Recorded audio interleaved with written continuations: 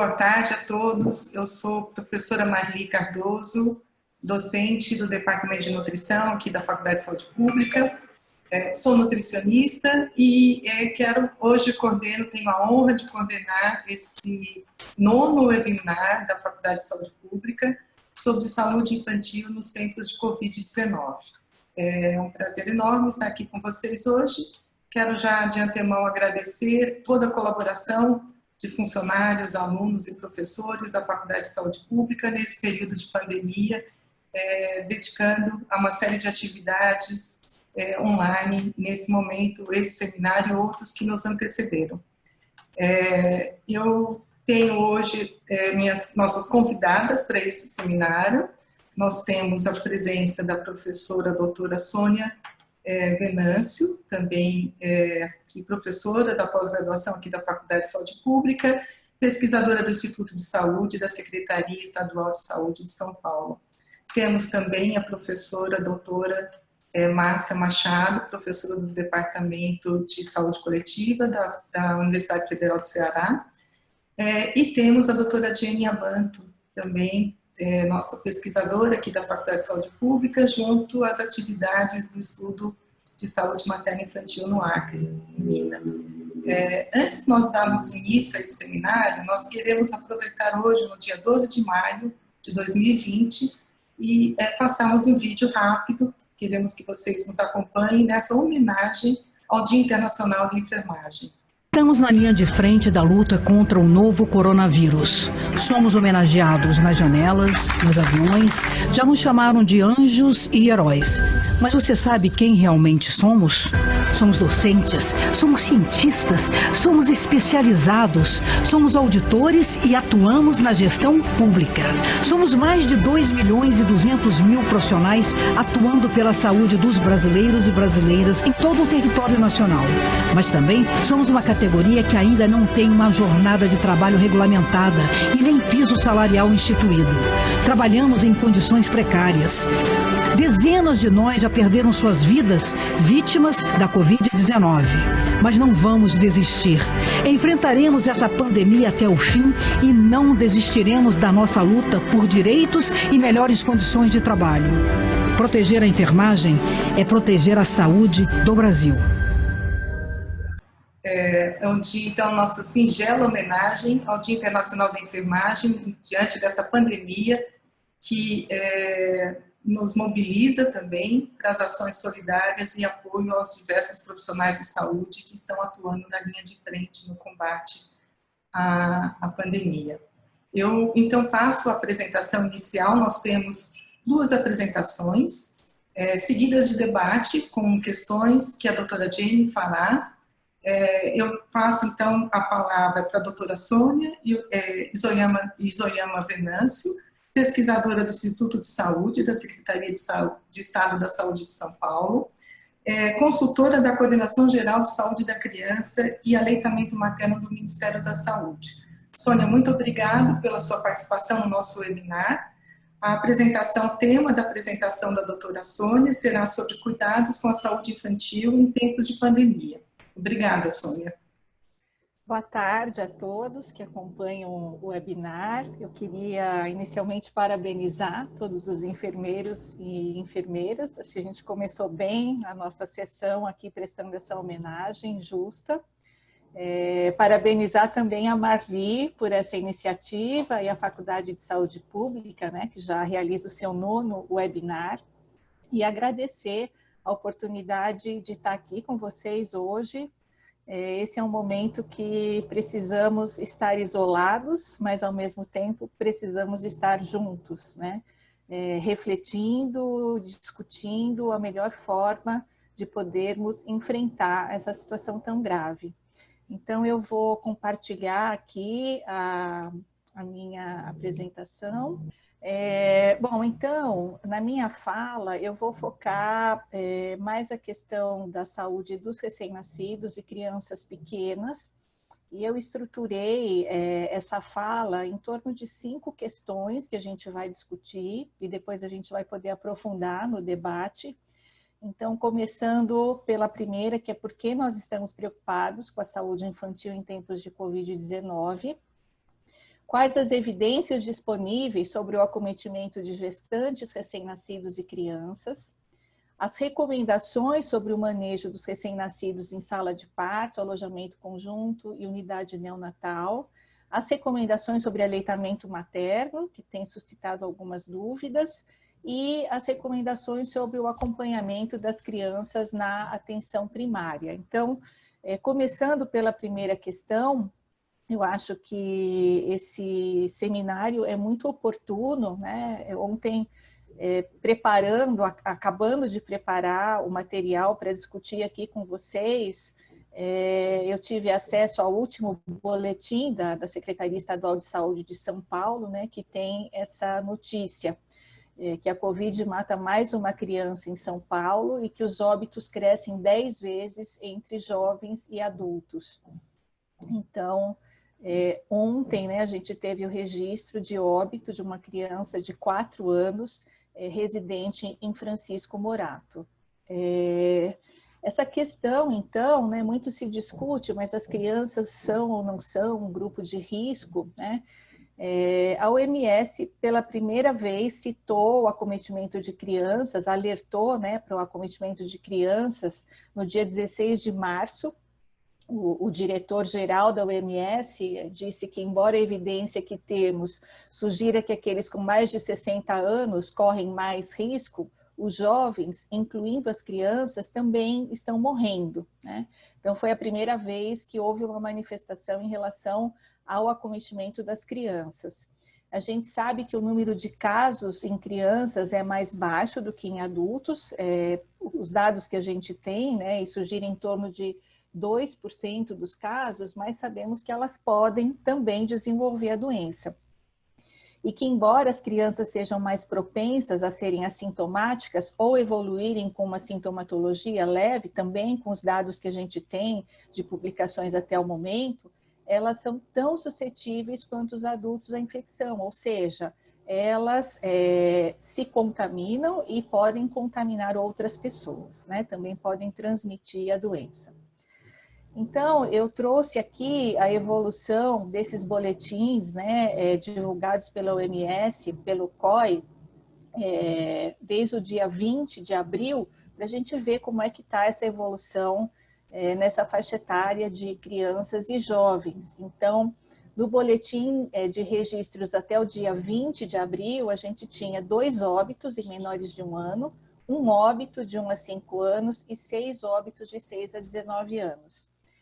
Já no dia 26 de abril, a gente passou, né, de 2 para 7 óbitos em menores de 1 ano, para 2 óbitos de 1 a 5 anos e 16 de 6 a 19 anos. E no último boletim, que é do dia 8 de maio, nós já tínhamos, então, registro de 12 óbitos de crianças em menores de 1 ano, 6 óbitos de 1 a 5 anos e 33 óbitos de 6 a 19 anos. Então, o que a gente está observando, né? Embora os números sejam pequenos diante das outras faixas etárias, que a gente tem um aumento expressivo dos óbitos também em crianças e jovens. Então, sim, devemos nos preocupar, né, com a saúde infantil em tempos de pandemia. A nossa preocupação, ela começa já com o acometimento das gestantes, né? Quais as repercussões da pandemia sobre as gestantes, aos recém-nascidos e também às crianças pequenas. Então, eu tenho acompanhado as publicações sobre esse tema. Nós não temos muitos estudos, claro, não tivemos tempo, né, de ter muitas publicações, mas já começam a ser publicadas algumas revisões. Então, eu trouxe aqui alguns dados de uma revisão de escopo que inclui publicações até 20 de abril. Foi a revisão mais completa que eu encontrei para trazer, para apresentar para vocês. Ela incluiu 33 estudos com 385 gestantes com Covid. Em relação à evolução, 7,5% das gestantes eram assintomáticas e a grande maioria, 96%, tiveram manifestações leves da doença, né? Contudo, 4,4% dessas gestantes necessitou de UTI, com relato de um óbito. Em relação à idade gestacional, a maioria tinha mais de 24 semanas de gestação, 28% no início da gravidez.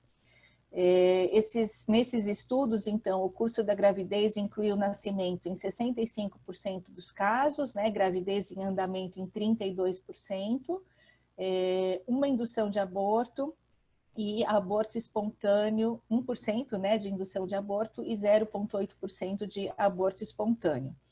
Para as gestações que evoluíram, né, para um parto, a maioria aconteceu por cesariana e 31% de partos vaginais. Então, aqui a gente tem um panorama de uma casuística, então, de gestantes que contraíram a Covid-19.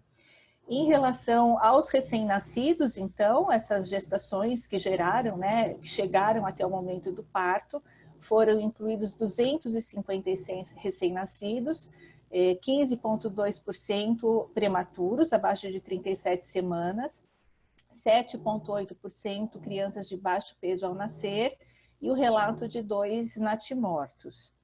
A gente tem dados de que um percentual pequeno desses recém-nascidos necessitou de internação em UTI, apenas 3%, e uma morte neonatal precoce foi registrada devido a complicações da prematuridade após uma cesariana. Tá? Em relação ao acometimento pela Covid, então, 4 recém-nascidos de cesárea tiveram resultado positivo no RT-PCR e foram classificados como casos leves. E esses 4 recém-nascidos se recuperaram e tiveram alta. Chamou atenção também na literatura o relato de 3 recém-nascidos que apresentaram IgM alterada, aumentada, e 6 que apresentaram IgG positivo. Então, esses estudos, eles levantam uma possibilidade de transmissão vertical, né, embora a gente não tenha comprovação disso. Amostras, então, de sangue do cordão, da placenta, do líquido amniótico, todas foram negativas, testadas e negativas para COVID, assim como todas as amostras de leite materno de 26 mulheres também testaram negativo para COVID-19.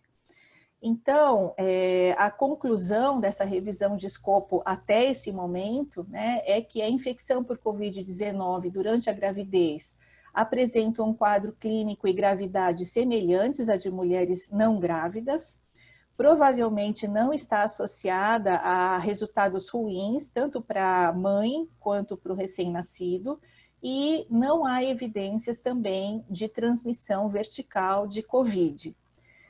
Então, com base nessas evidências, né, é que a OMS, o Ministério da Saúde, as secretarias estaduais de saúde, tem se baseado para fazer algumas recomendações, né, para o manejo da gestação e parto, tá? Que depois a gente vai abordar. E eu trouxe aqui um estudo chinês, né, realizado na China, com 2.143 crianças, mostrando, então, a evolução dessas crianças, né? E o que chama bastante atenção? No grupo etário de crianças menores de 1 ano, mais da metade, 54%, teve casos considerados críticos da doença. Então, a conclusão, né, desse estudo chinês, com uma casuística grande, é que as crianças menores de 1 ano, elas têm taxas mais altas de complicações graves do que as crianças mais velhas. E isso nos leva a um alerta, então, né, da necessidade de acompanhar, então, essas crianças e, de preferência, prevenir, né, que elas sejam acometidas, então, pela Covid-19. Passando, então, a algumas recomendações, muitas dúvidas, né, têm surgido sobre o manejo do recém-nascido em sala de parto, na maternidade e em unidades neonatais. Então, tudo que a gente vai apresentar aqui, em termos de recomendações, né, são as recomendações do Ministério da Saúde, tem recomendação que eu trouxe da Secretaria Estadual de Saúde de São Paulo, com base nas evidências que a gente tem até o momento. todas as notas técnicas publicadas até agora, elas fazem essa ressalva, né? Tudo que está sendo recomendado com base nas evidências disponíveis até o momento. Então, em relação à sala de parto, né, um alerta importante. É preciso fazer uma distinção, né, entre as parturientes assintomáticas e sem contato com a Covid-19. Então, nessa situação, a gente não deve retroceder em nada no que a gente já conseguiu avançar em termos das boas práticas de atenção ao parto. Então, o parto deve ser manejado habitualmente, né, conforme os protocolos de boas práticas já vigentes, ressaltando-se a importância de ter como acompanhante, né, uma pessoa também classificada como negativa para a Covid-19, tá? E todos devem receber orientações de medidas de prevenção da infecção. Então, essa é uma situação, né, ou seja, as parturientes assintomáticas e sem contato, elas vão receber a atenção habitual da maternidade, né, com os cuidados aí para prevenção de infecção. Já as parturientes sintomáticas ou que tenham tido contato com Covid-19, têm algumas recomendações específicas, né? É importante lembrar que essas parturientes, elas podem ser acompanhadas por uma pessoa de convívio, que tenha uma convivência com elas, que tenha convivido com elas nos últimos dias e que também, preferencialmente, né, que não tenham sintomas e não tenham nenhuma manifestação da doença, tá? Mas elas podem ser acompanhadas, então, por alguém que tenha convivido nos últimos dias com elas. O importante é não expor essas mulheres, né, a pessoas sem contato prévio nos últimos dias, porque isso poderia significar uma exposição adicional, né, a elas. Em relação aos recém-nascidos, então, o que se recomenda? O clampeamento oportuno do cordão umbilical, né, ele deve ser mantido, não existe uma recomendação específica para clampeamento precoce do cordão. Não existe uma recomendação específica para banho no recém-nascido, né, uma vez que a gente não tem evidências de transmissão vertical. E o contato pele a pele e a amamentação, eles devem acontecer, então, no momento em que os cuidados de higiene e as medidas de prevenção da contaminação, do RN, como, por exemplo, o banho no leito, né, da mãe, a troca de máscara, de touca, de camisola, troca de lençóis, quando tudo isso tiver sido adotado, tá? Então, aqui, infelizmente, né, em algumas situações, esse contato pele a pele e a amamentação acabam não acontecendo imediatamente após o nascimento, né, ainda na sala de parto, mas é preciso que a equipe se esforce para propiciar esse contato pele a pele e a amamentação logo que seja possível, então, agilizando, né, todas essas medidas de prevenção de contaminação. Então, não significa que a gente não recomende o contato pele a pele e a amamentação, somente que eles sejam praticados depois da adoção dessas medidas de prevenção da contaminação. Mas é muito importante manter, então, o contato pele a pele e a amamentação. No alojamento conjunto, então, ele deve ser mantido, no caso da mãe clinicamente estável, né, e o recém-nascido assintomático. Se recomenda que se mantenha uma distância entre o leito e o berço, em torno de 2 metros entre, né, os dois. E em relação ao acompanhante, então, né, a manutenção de acompanhante único e regular, desde que assintomático, com idade entre 18 e 59 anos, e que não tenha tido contato domiciliar, né, com pessoa com síndrome gripal ou infecção respiratória comprovada pela Covid-19. Então, a mensagem aqui é preservar a prática do alojamento conjunto, né, tomando esses cuidados. Em relação à unidade neonatal, à UTI, unidade de cuidados convencionais e unidade de cuidados intermediários canguru, Então, a grande dúvida está em relação aos acompanhantes, né? As mães e pais sintomáticos, então, não devem entrar na UTI, para não expor as outras crianças, né? No caso, internadas, respeitando-se, então, esse período de transmissibilidade de 14 dias. E também a recomendação de suspensão da entrada de outras pessoas além do pai e da mãe. Pai e mãe não são visitas, né, na UTI neonatal, mas nesse momento se recomenda que outras pessoas além do pai e da mãe tenham uma restrição, então, de entrada nas unidades neonatais. Bom, passando então para a questão da amamentação, né? É uma questão que está sendo bastante discutida, né? Então, primeiramente é importante lembrar, né, que a amamentação ela salva vidas e ela protege contra muitas infecções. Então, é um fator de proteção para as crianças em todos os momentos, né? É importante também a gente ressaltar que o vírus até o momento não foi encontrado no leite materno, né? E que a transmissão via amamentação não foi demonstrada até agora, tá? Além disso, né, os anticorpos e os fatores bioativos no leite materno, eles podem ajudar a combater a infecção por Covid, caso o bebê seja, né, exposto.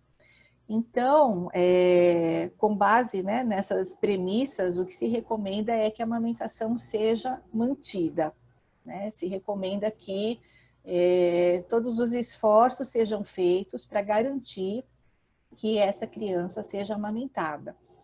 E a mãe, então, no caso, deve tomar alguns cuidados na hora da amamentação, né? Que ela lave as mãos por pelo menos 20 segundos antes de tocar o bebê ou antes da retirada do leite materno, se ela estiver fazendo a extração do leite de forma manual ou por uma bomba. Que ela use máscara facial, né, cobrindo nariz e boca durante as mamadas, evitando falar ou tossir durante a amamentação. A máscara deve ser trocada em caso de tosse, espirro, durante a mamada e trocada a cada nova mamada. E caso a mulher não se sinta segura em amamentar, se ela não puder amamentar, né, enquanto ela estiver nesse período da Covid-19, então recomenda-se que o seu leite seja retirado e oferecido, então, para a criança com um copo ou colher preferencialmente. Tá? Todas essas recomendações, então, constam dessa nota técnica do Ministério da Saúde, né, que a gente deixou também nas referências para vocês, tá? Por fim, então, essa criança teve alta, né, da maternidade e quais as recomendações, então, sobre o acompanhamento dessas crianças na atenção primária. Então, a gente tem um papel muito importante da atenção primária, a gente tem um papel muito importante do SUS no contexto dessa pandemia, né, garantindo o acesso da população aos cuidados médicos e em relação ao acompanhamento da criança, né, as equipes de atenção básica, equipes de saúde da família têm um papel muito importante, né? É preciso manter todas as atividades de rotina, de acompanhamento dessa criança, né? E para isso, essas equipes, elas vão poder adotar várias medidas e estratégias de acordo com a sua realidade e o seu contexto. O que é importante, né? Manter o teste do pezinho, manter todas as triagens, as que podem ser feitas na maternidade, devem ser feitas na maternidade. E no caso do teste do pezinho, ele deve ser feito entre o 3º e 5º dia de vida. Então, que essa coleta do material, né, ela exponha minimamente a criança, né, a qualquer risco. Então, preferencialmente que seja feita por visita domiciliar, né, que essa família possa agendar a ida da criança, do recém-nascido, até a UBS por telefone, por exemplo. Então, são algumas estratégias, né, que as equipes tem adotado, ou concentrar esse tipo de atendimento, né, em algum momento específico, enfim. Então, acho que cada equipe, de acordo com a sua realidade, né, e a sua rotina, vai estabelecendo essas estratégias. É muito importante, então, manter as consultas de segmento. A imunização de rotina, então essa é uma questão, a imunização de rotina, ela foi suspensa na primeira etapa da vacinação da influenza, né, que foi até o dia 15 de abril, mas a partir de 15 de abril, então, a recomendação é que se procure as unidades básicas para a continuidade da vacinação de rotina, seguindo o calendário de vacinação, e a vigilância do crescimento e desenvolvimento com as orientações necessárias à família. Esse apoio às famílias é muito importante, né, nesse momento. Então, para que tudo isso, todas essas atividades possam ser mantidas, adotando, então, medidas de prevenção da exposição dessas crianças, as equipes podem, por exemplo, fazer agendamento de consultas por telefone, podem fazer uma vigilância por telefone, por WhatsApp, enfim. Pode priorizar visitas domiciliares, né, para que a família não tenha que se deslocar até a unidade.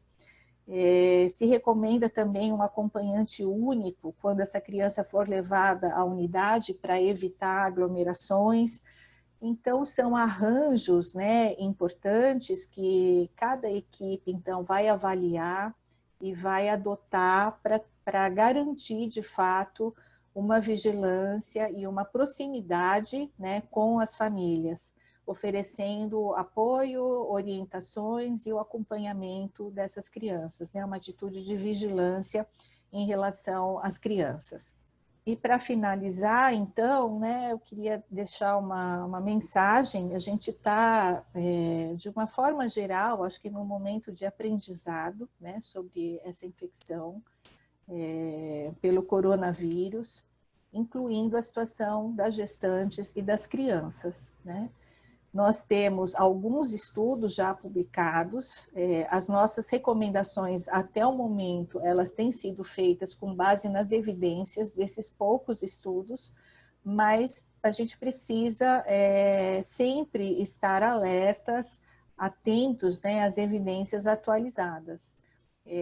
As publicações vêm crescendo, a ponto de a gente já ter revisões, né, como essa revisão de escopo que eu apresentei para vocês. As primeiras notas técnicas a gente fez com base em 3, 4 estudos publicados, então a gente vê aí que as publicações têm crescido, mas eu acho que uma reflexão mais importante, né, é que a gente fique atentos ao que está acontecendo no Brasil, né?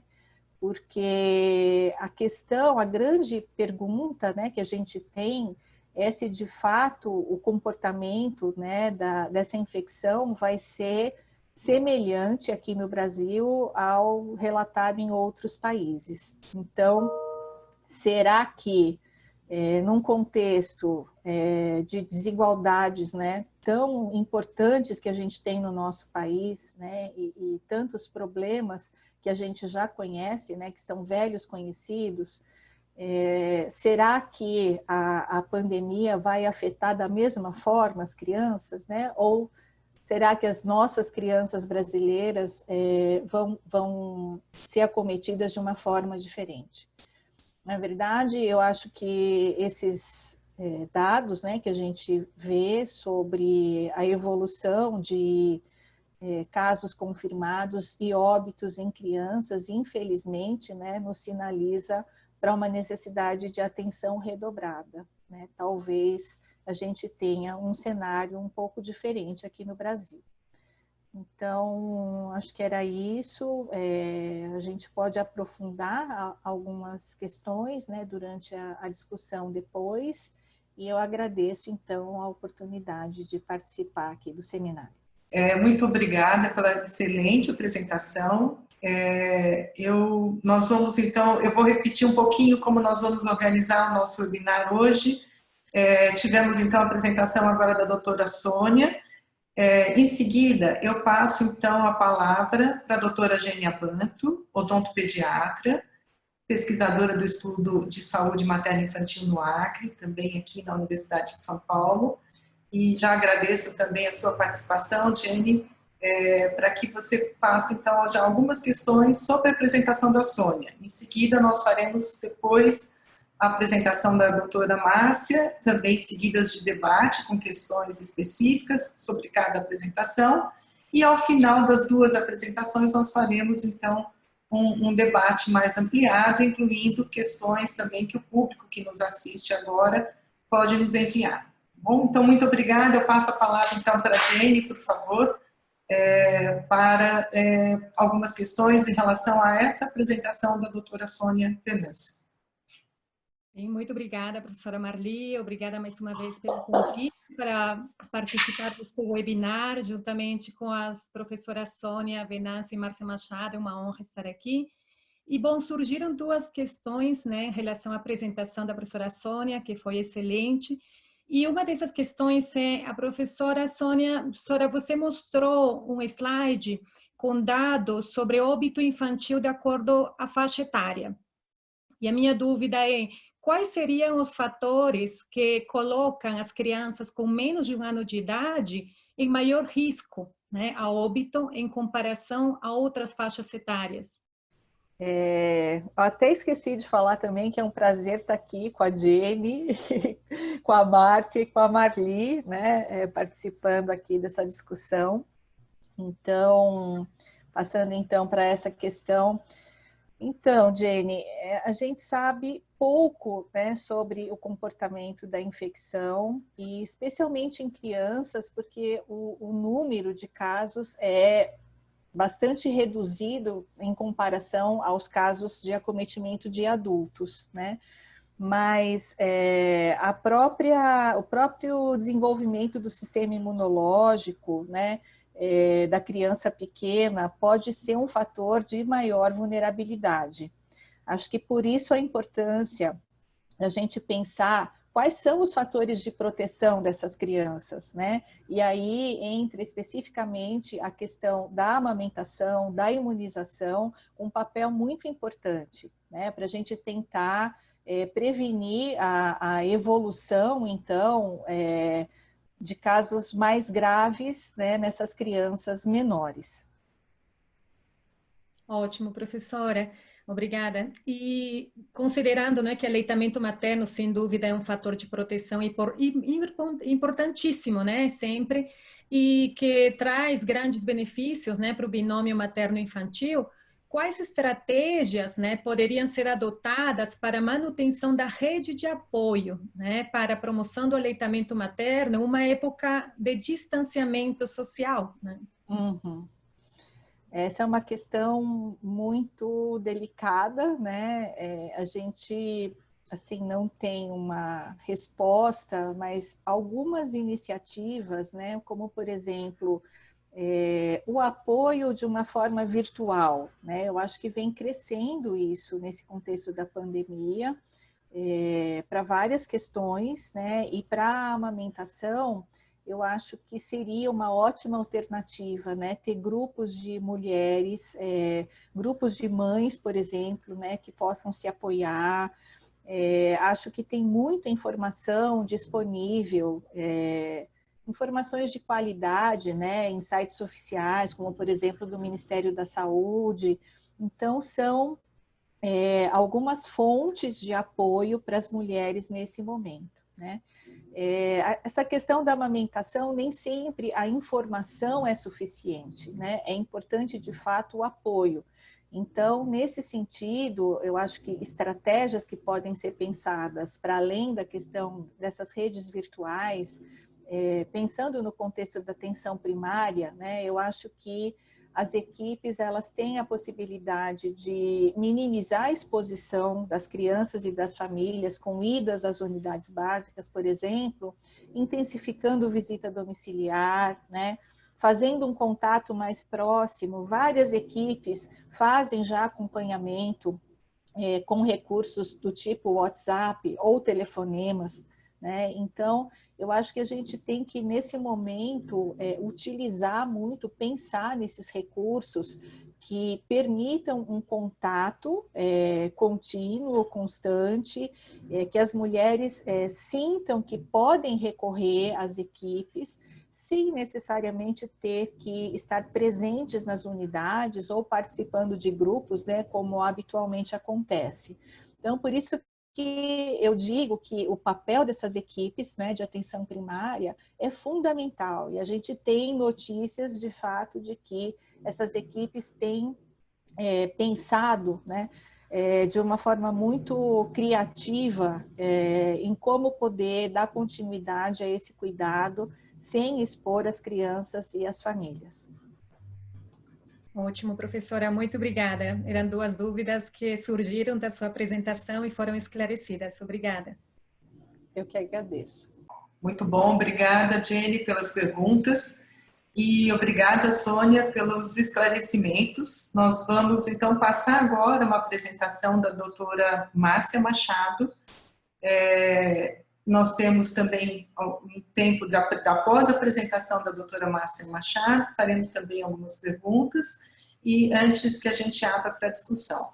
Quero destacar, então, uma homenagem que nós fizemos no início desse seminário aos profissionais de enfermagem, no Dia Internacional da Enfermagem, hoje, dia 12 de maio, e nós temos a honra de ter uma convidada nesse seminário, que é a doutora Márcia, que é enfermeira, ex-pró-reitora de Cultura e Extensão da Universidade Federal do Ceará, e que atualmente é professora, né, só professora, né, Márcia, do Departamento de Saúde Pública da Universidade Federal do Ceará. Então, muito obrigada também pela sua participação nesse seminário. Eu passo, então, a palavra para a sua apresentação.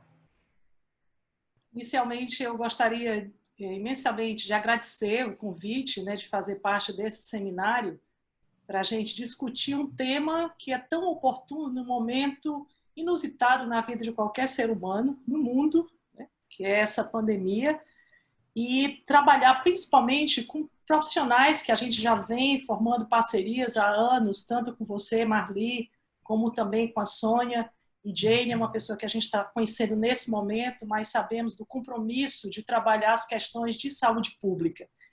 E o convite, né, feito para que a gente pudesse apresentar um pouco dessa realidade com as nossas crianças, né, esse grupo tão sensível que é o materno-infantil, e não poderia ser diferente nesse momento em que nós temos 7 estados do Brasil com uma situação crítica, com um número de casos assustadores. Cada dia você fica vendo mais casos, porque estão também sendo testados mais pessoas, e os óbitos aumentando. Fortaleza está entre as três cidades do país que tem o maior número de casos, né? Nesse momento, nós estamos com 17.800 casos e 1.228 óbitos até esse presente momento, e isso nos faz pensar um pouco de como trabalhar num contexto que eu diria, o Brasil, nós temos vários países dentro desse nosso Brasil. E a experiência que nós tivemos com outros países que tiveram início aí da pandemia desde janeiro, né, quando os primeiros casos começaram a surgir, nós temos uma certa experiência relatada por esses países. No entanto, pensar numa situação de desigualdade que nós temos no Brasil é pensar em desafios diários.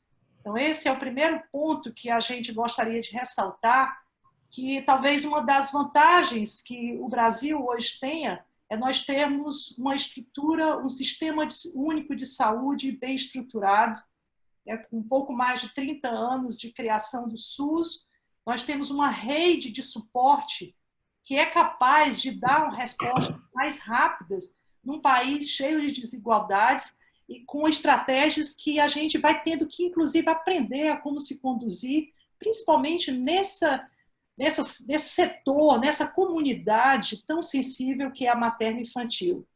Então, eu vou trazer aqui um pouco para vocês algumas reflexões sobre como essa pandemia ela deve ser tratada e ela deve ser olhada principalmente no aspecto da criança, da infância, que é a área que nós trabalhamos com mais frequência nesses últimos 30 anos, né, como professora, como enfermeira também, e pensar num país onde nós temos 17% da nossa população está na faixa etária entre 0 a 12 anos.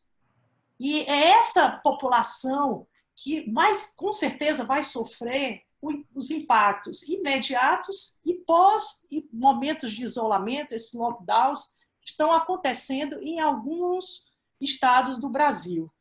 E pensar nessas crianças é pensar em 5,4 milhões de crianças nessa faixa etária de 0 a 6 anos, que é quando a gente trabalha o conceito da primeira infância, que essa população ela vive em domicílios de extrema pobreza, com a renda mensal abaixo de R$250.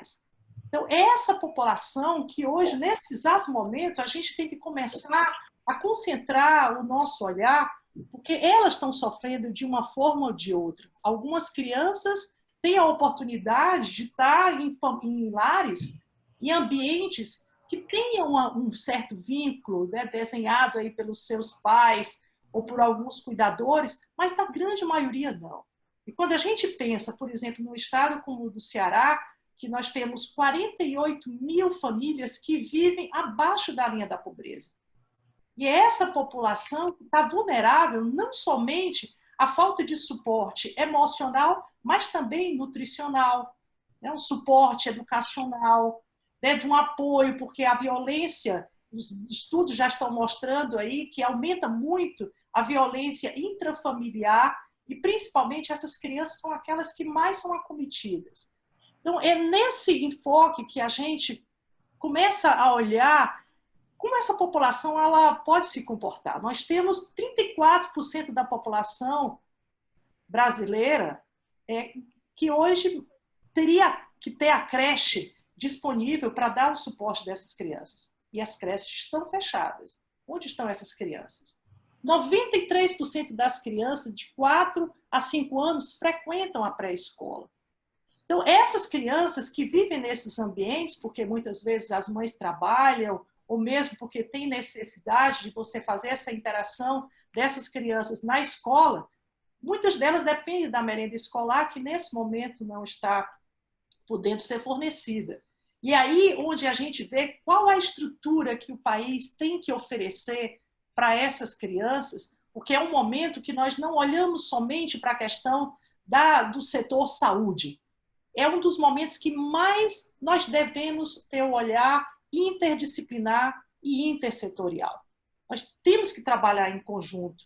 Então, o apoio que, por exemplo, as questões da transferência de renda, que nós temos um país onde nós temos uma população imensa recebendo o Bolsa Família, mas outras formas têm que ser conduzidas nesse momento de pandemia. Porque essas crianças não têm o que comer. Muitas vezes ela vai para a escola apenas para poder receber aquele alimento diário, né? Então nós temos esse tipo de criança que está sofrendo pela questão nutricional. Temos crianças que sofrem também violência intrafamiliar. E isso em todas as classes sociais.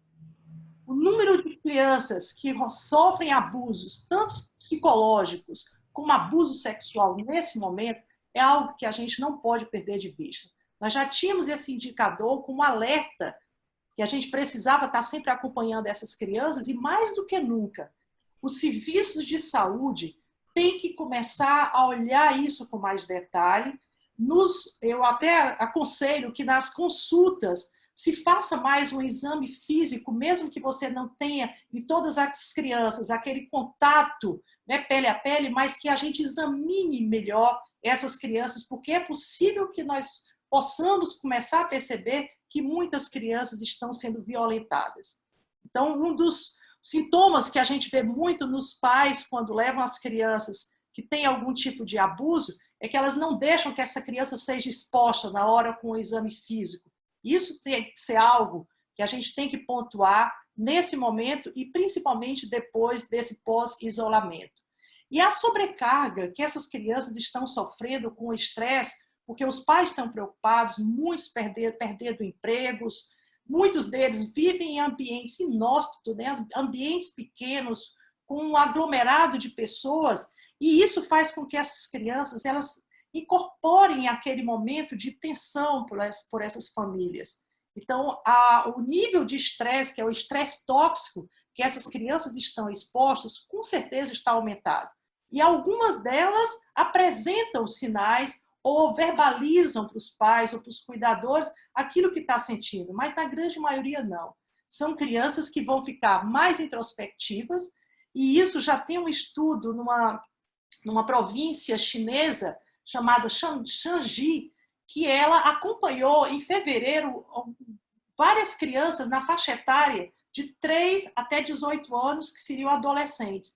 E o que eles perceberam em termos de comportamento é que essas crianças que vivenciaram num período de isolamento, 36% delas apresentaram uma dependência excessiva dos pais. Isso nós vamos sentir. Eram pais que normalmente passavam o dia inteiro fora e, de repente, estão dentro do domicílio. E essas crianças passam, algumas até segurança, outras não. Outras vão ser mais agredidas. E talvez esse momento onde haja essa vinculação maior dos pais, no momento de pós-isolamento, essas crianças vão ter uma dependência muito maior, vão ter sintomas de regressão, de não querer ir para a escola, né? Esse estudo também mostrou que as crianças, quando voltam para a escola, 32% delas apresentam desatenção, 20% delas apresentam mais preocupações, né? A falta de apetite, o sono também fica comprometido, muitas crianças começam a ter pesadelos, e esses são os sinais que a gente vai ter que começar a observar nessas crianças, seja nesse momento em que elas procuram alguma unidade de saúde, ou depois, quando elas começarem a referir mais esses sinais e sintomas que são normais em qualquer criança que convive em situações de estresse. E um outro ponto também que eu gostaria de abordar é a questão da violência à mulher. Outros estudos também estão sendo reportados e mostrando que nas famílias que ficaram mais tempo em isolamento, aumentou em torno de 15 milhões, isso é uma previsão que se faz do Fundo das Nações Unidas, de que 15 milhões de casos de violência doméstica possam acontecer durante esse período, que a gente sabe que é um problema de saúde pública e que muitas mulheres, nesse momento, sofrem muita violência. E é importante a gente saber que essas mulheres grávidas, eu inclusive vou relatar daqui a pouco, um estudo que nós acabamos de fazer aqui em Fortaleza, porque é uma preocupação a gente saber como está a saúde mental dessas mulheres. Nós sabemos que as mulheres que passam um nível de estresse maior, elas tendem a ter crianças com mais baixo peso, crianças prematuras, e é nesse momento onde ela tem que absorver mais ainda um estresse, porque ela está vivendo uma situação inusitada, de medo, porque isso repercute muito, tem a questão do isolamento. É uma comunidade, é uma população que precisa, nesse momento, ser mais resguardada. Daí ela não vai com mais frequência às unidades de saúde, não sai, não pode sair para fazer compras do enxoval do seu bebê, e não pode participar desse momento, inclusive de alegria com os outros familiares. Então, esse é um tema que a gente não pode perder de vista e que o sistema de saúde tem que ficar muito atento. Então, eu trago aqui alguns alertas, né, que a gente tem que aprender a conviver nesse momento de Covid-19 e o que vem logo a seguir. Ninguém tem como prever o que pode acontecer, mas baseado em outros momentos de crises que nós já tivemos, desastres ambientais, nós já temos alguma noção com o que pode acontecer e o que é que a gente pode sinalizar para o sistema de saúde já prevenir e tentar promover uma atitude mais proativa. Eu diria que a questão do envolvimento dos pais nos cuidados. Esse momento é onde está mais concentrada a vinculação daquelas mulheres que têm união estável, que são casadas com o seu companheiro. Então, nós não podemos perder de vista que é esse par que está acompanhando mais a mulher no pré-natal, que vai acompanhar na hora do trabalho de parto. Então, nós temos que trabalhar também esse homem, esse homem para poder ele se tornar mais participante dos cuidados, inclusive intradomiciliares. O cumprimento da questão do calendário vacinal. Esse é um alerta que esse momento está nos trazendo uma certa preocupação, porque já há uma estimativa que em torno de 117 milhões de crianças no mundo podem não ser vacinadas, por exemplo, com sarampo, devido ao Covid. E nós já estamos observando, já tem relatos aqui no Brasil, de que em apenas uma semana, 18% de casos de crianças com sarampo estão acometendo, principalmente em alguns estados, né, no caso do Pará, Rio de Janeiro, São Paulo, Paraná, Santa Catarina, está havendo um aumento considerável de casos e isso é algo que nós temos que nos preocupar para fazer um segmento e tentar o máximo possível fazer com que essa ida à unidade de saúde para cumprir o calendário vacinal ele não seja interrompido. A falta de acompanhamento das crianças com alguma deficiência física, são aquelas crianças, eu trabalho muito com mulheres cegas e surdas, e a gente fica imaginando por que nós estamos dando apoio a essa população. Imaginem vocês aí que têm mais facilidade, né, tem a audição, tem o tato, tem a forma de cuidar, uma rede de apoio para as crianças. Imagine uma mulher que não, por exemplo, não enxerga, essa mulher que não escuta. Como é que nós estamos apoiando? Então, o serviço de saúde também tem que estruturar, porque são mulheres que muitas vezes precisam de suporte dos familiares, principalmente das avós, que são aquelas que mais apoiam as pessoas, as crianças que nascem com algum tipo de deficiência.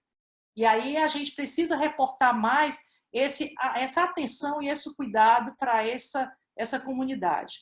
Segmento do pré-natal na rede pública. Sônia falou muito bem da importância de se continuar a consulta de pré-natal, mas essas consultas elas devem ser programadas, elas devem ser agendadas, as mulheres devem se expor o mínimo possível a essas saídas, principalmente nesse momento onde a gente tem um pico do número de casos aqui no país, verificar as questões do estresse tóxico envolvendo crianças, quanto mais a gente tentar minimizar esse sofrimento emocional, conversando com essas crianças.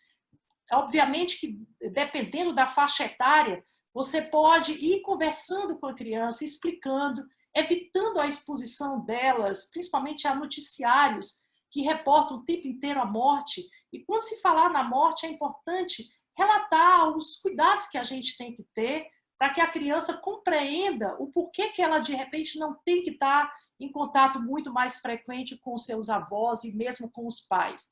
E a violência intrafamiliar, que eu já falei, o abuso sexual, é também um tema que nós devemos estar muito atentos. As situações das comunidades quilombolas, indígenas, ribeirinhas e mulheres em situações de cárcere privado. Nós sabemos que nós temos uma população invisibilizada. Temos uma população que, mesmo que não seja num percentual muito alto, mas no Brasil, mas nós temos áreas no país onde essa população ela precisa ser assistida. E quando a gente vê algumas medidas de governo onde não forneçam o suporte para que essa população ribeirinha, essa população indígena, quilombola, que não está recebendo a devida atenção nesse momento, isso é um risco. Nós podemos estar aí diante de uma exterminação de uma população, o que é muito ruim para uma nação. Outra questão que a Sônia já apontou são as visitas domiciliares. A gente tem sempre dito que o país hoje tem uma vantagem de ter um número imenso, são milhares de agentes comunitários de saúde, que nós devemos, sim, fazer alguns protocolos para que esse grupo de profissionais, junto com as enfermeiras, junto com a equipe da saúde da família, procure acompanhar, principalmente depois do parto, todas essas mulheres e essas crianças que estão nascendo e essas crianças menores, principalmente menores de 6 anos. As cirurgias eletivas, nós sabemos que várias dessas crianças estão aguardando aí as cirurgias que estavam programadas, isso cria um estresse muito grande também para as famílias. Os profissionais de saúde, muitos adoecendo, e aí a gente reforça todo o valor hoje de termos um SUS com equipes estruturadas e que nós precisamos cada vez mais fortalecer essa questão do SUS no país. E aí, para ir fechando, para depois a gente abrir para o debate, eu vou trazer aqui um pouco o cenário do Ceará, né, que nós temos, como já os dados já estão sendo apontados aí no país todo, nós temos um cenário onde as crianças estão, sim, adoecendo, onde casos confirmados nós estamos acompanhando aqui no estado do Ceará. E aqui é um dado que nós tiramos de um sistema de IntegraSUS, que é um sistema de dados que foi criado para esse momento aqui de acompanhamento de todas as pessoas que são acometidas, né, pelo Covid-19. Então, para vocês terem uma ideia de casos confirmados em crianças de 0 a 4 anos, que é uma faixa etária que está nos chamando a atenção, tem uma maior prevalência de casos, foram 271 casos, entre 5 e 10 anos, 95 casos, de 0 a 10 anos, 366. É um número considerável que essas crianças têm que ser acompanhadas, nós temos que ter um olhar diferenciado para essas crianças que estão apresentando alguns sintomas que não são tão frequentes, principalmente no momento desse, onde nós temos um número maior de casos de síndromes gripais, que pela época, vocês aí no Sul vão começar a ter mais agora com o inverno, né? E vocês vejam aqui que Fortaleza é a cidade onde apresenta o maior número de casos, é onde nós percebemos aqui, são 155 casos confirmados, de crianças de 0 a 4 anos, e até 10 anos, 191 casos. E número de internamentos por Covid, nós tivemos 40 crianças de 0 a 4 anos, 5 a 10 anos, 7, e 0 a 10 anos, 47. Em Fortaleza, 26, dois casos de 5 a 10 anos, e de 0 a 10 anos, 28. E aqui nós já temos, sim, também óbitos, Sônia. É importante que a gente fique atenta a isso, até para poder acompanhar e ver o perfil dessas crianças que estão falecendo e também que estão sendo acometidas pelo Covid, né? A característica, o cenário que a gente está vendo aí das crianças é muito diferente em outros países e nós precisamos ter um olhar mais atento para isso. Então, nós tivemos 3 casos na faixa etária de 0 a 4 anos, né? E isso mostra também que nós temos dentro do perfil panorâmico da mortalidade, sim, naquelas pessoas com mais de 60 anos, mas nós temos uma faixa aí bastante considerável de óbitos na faixa etária até 19 anos. E aqui, só para ir terminando, eu gostaria de mostrar uma forma até inédita que nós fizemos agora, um estudo, um inquérito online, onde nós utilizamos um questionário com algumas perguntas que nós enviamos para as redes sociais e conseguimos atingir todas as regionais de Fortaleza. Passamos 12 dias com o link aberto que nós enviávamos pelo WhatsApp e 1.041 mulheres grávidas responderam a esse questionário e dessas, 335 tinham crianças com a faixa etária menor do que 6 anos. Isso trazendo alguns dados interessantes, porque a gente está começando a fazer agora a análise mais refinada, vendo o que é que impacta, quais são os determinantes para que essa mulher tenha mais uma saúde mental comprometida. O que nós observamos é que, primeiro, existe um número grande de mulheres, e esse daqui talvez não possa ser um panorama real daquela população de extrema pobreza, porque são mulheres que responderam via celular o questionário, mas quando a gente observa que essas mulheres estão sofrendo, nós já inferimos como é que isso está acontecendo para aquelas mulheres de extrema pobreza. E nós já começamos a fazer algumas medidas de correlação, de associação entre os bairros por IDH, e o que nós estamos observando é que quanto mais essa mulher, por exemplo, mora em áreas onde o IDH é mais baixo, mais tem sofrido essas mulheres, mais o nível de ansiedade e depressão delas está aumentado. E um outro dado interessante é que mulheres solteiras e mulheres que não têm um companheiro também apresentam sinais e sintomas somáticos e de depressão, mais do que aquelas outras mulheres que têm o parceiro. Então, a consulta pré-natal, aqui a gente atingiu em torno de 14% das mulheres que fazem pré-natal nas unidades de saúde. O trabalho fora, nós perguntamos, foi interessante observar que nós tivemos 13,2% de mulheres que, mesmo no período de isolamento, elas continuam trabalhando. E um dado interessante que nós perguntamos foi a profissão.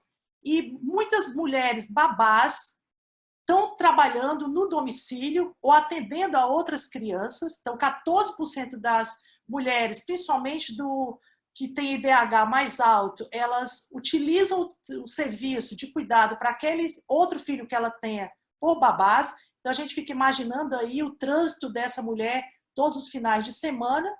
Né? As mulheres referem muito, 21% perda de apetite, 49%, quase 50% tem chorado mais do que o costume, tem 57% sentido muita tristeza, 74% referido o medo do Covid, situações desconfortáveis, 84% referiram aquelas que têm medo do Covid. Ao assistir notícias, 75% delas referiram muito medo cada vez que escuta na televisão e tem perdido o interesse pelas coisas, 32%. E aqui também muitas referem ansiedades, o comportamento com relação à criança. 18% delas deram, nos últimos 15 dias, agrediram a criança com tapas ou puxões de orelha.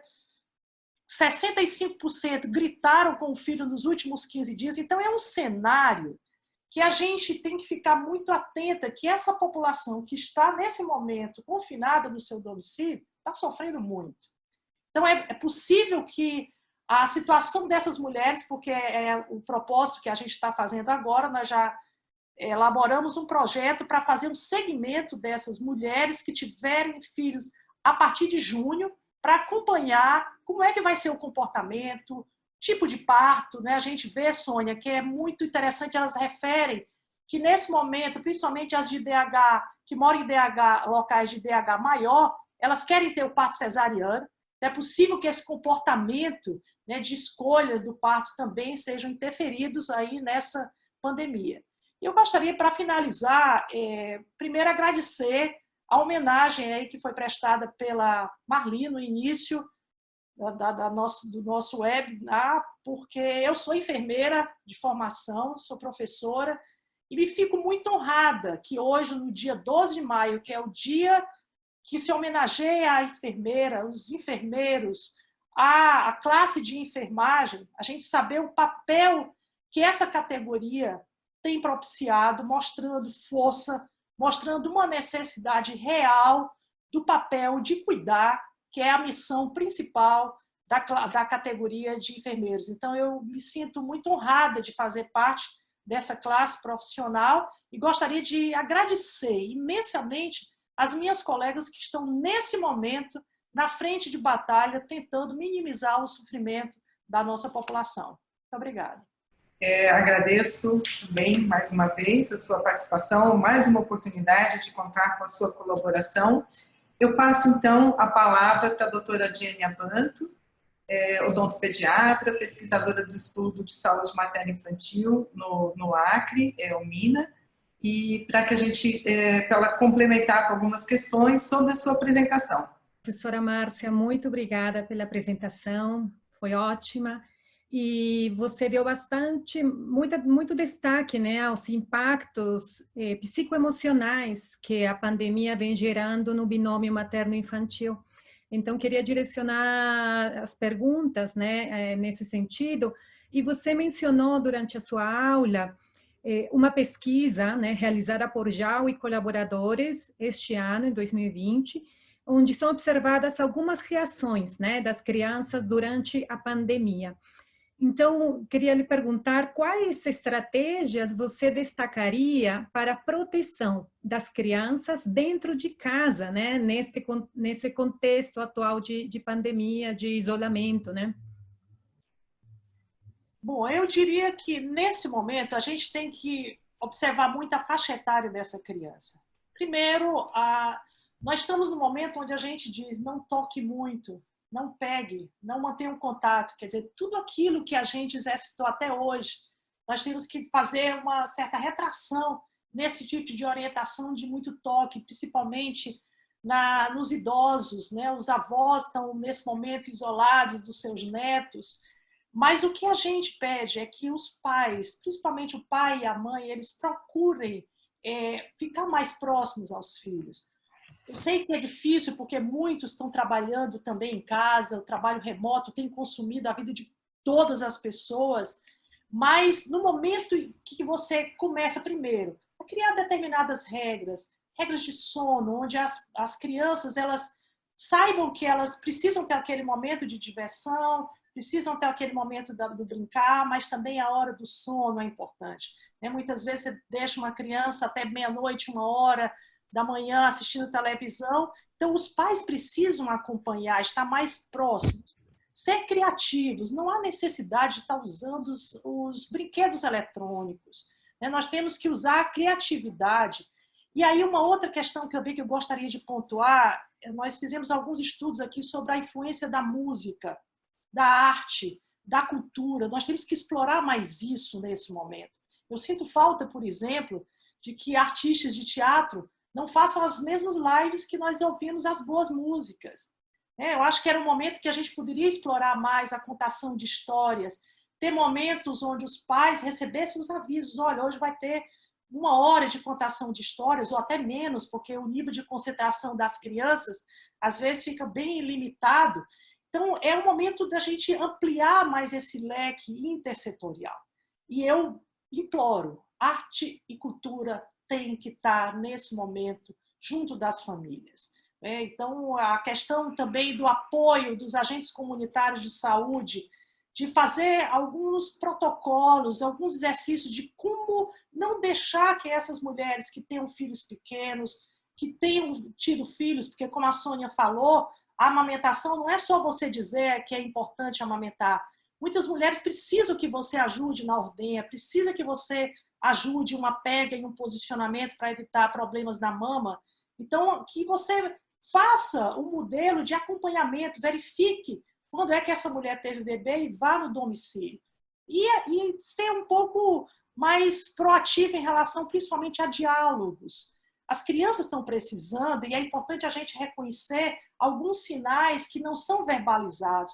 Quando essa criança apresentar irritação, agressão, crianças com silêncio muito frequentes durante o dia, ou que começam a desenhar, a fazer desenhos que são muito duros, falando muito de morte, ela está expressando um sofrimento. Então, que a gente fique atenta para esses sinais que as crianças falam para nós e que a gente procure exercitar um pouco mais medidas que suavizem esse comportamento doloroso que as crianças estão sofrendo. Perfeito, professora. Muito obrigada. Ótimas recomendações. E uma última pergunta. Você falou, então, sobre essas características, essas reações, que são observadas nesse momento atual de pandemia, e quais seriam os impactos, esperados, no futuro da pandemia na saúde infantil, nesse contexto atual, nesse contexto de desigualdade social que o Brasil, enfrenta? Eu gostaria de dizer que a gente deveria ter mais esperança de que essas crianças sofressem tanto, mas o cenário é muito difícil. É um cenário que muitas mudanças estão acontecendo, são famílias que estão desorganizadas ao extremo. Então, eu acredito que nesse momento também as ciências sociais e humanas vão ter que estar mais presentes nesse contexto. Apesar de que a gente, como pesquisador, sempre fica imaginando, vamos acompanhar essas crianças, avaliar escalas, para ver como é que esse comportamento dessas crianças, dessas famílias, estão estruturadas ou não depois de um momento de isolamento, mas eu fico imaginando que, por exemplo, conhecer o comportamento da cultura das pessoas, nós precisamos, por isso que as ciências sociais e humanas vão ter que estar presentes nesse contexto de organização do sistema de saúde. É uma pena a gente ver que a ciência está sendo bastante bombardeada nesse momento e que, principalmente, essa área do conhecimento está sendo um pouco retirada desse contexto, quando mais a gente vai precisar.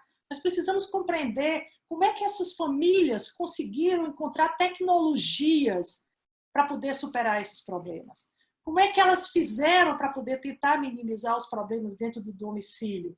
Então, eu vejo que nós precisamos ter uma escuta atenta agora e muito proximamente, agora depois do período de pós-isolamento. Escutar as pessoas. Elas têm maneiras que elas utilizaram para poder suavizar os problemas que elas vivenciaram. E elas vão dando soluções. E o que eu espero também é que a criança, com o mecanismo que elas têm de superação, né, que elas também nos ensinem o que elas esperam que a gente faça em termos de serviços de saúde, de atenção nas escolas. Me preocupa muito, por exemplo, essa questão das escolas estarem organizando já formas virtuais para poder as crianças se concentrarem 4 horas e receber conteúdos. As crianças estão desconcentradas. Então, é importante que a gente escute. É um momento, inclusive, eu sempre digo, as escolas aqui deveriam utilizar, nos primeiros momentos, música, contações de histórias, para poder retirar um pouco mais essa tensão da criança em ter que absorver conteúdos no momento em que todo mundo está com muito mais incertezas do que certezas do que fazer no dia de amanhã. Perfeito, professora. E só uma curiosidade, vocês pretendem acompanhar as mães e crianças cearenses da sua pesquisa? Sim, nós já temos, o Estado do Ceará tem feito algumas estratégias que a gente tem que ressaltar, o esforço que o governo do Estado e a Prefeitura de Fortaleza têm feito. A escuta da academia nesse momento, o acompanhamento dos dados, né, que estão sendo coletados, isso está sendo discutido com a academia, isso é muito importante. E algumas intervenções, tanto do governo, como também intervenções de ONGs, estão sendo proativas aqui. Nós temos, por exemplo, o IPRED, que é o Instituto da Primeira Infância onde eu trabalho, que faz um trabalho de acolhimento a essas famílias que estão em situações de extrema pobreza nos bairros aqui de Fortaleza.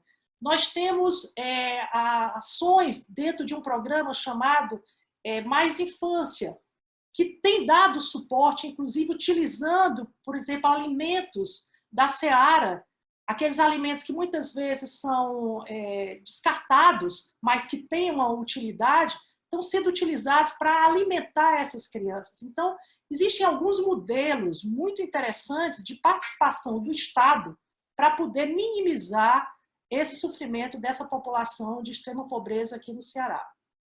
Muito obrigada, professora. Sem dúvida, a sua pesquisa vai trazer respostas, né, também sobre aqueles impactos futuros, né, deste período na saúde infantil. Obrigada.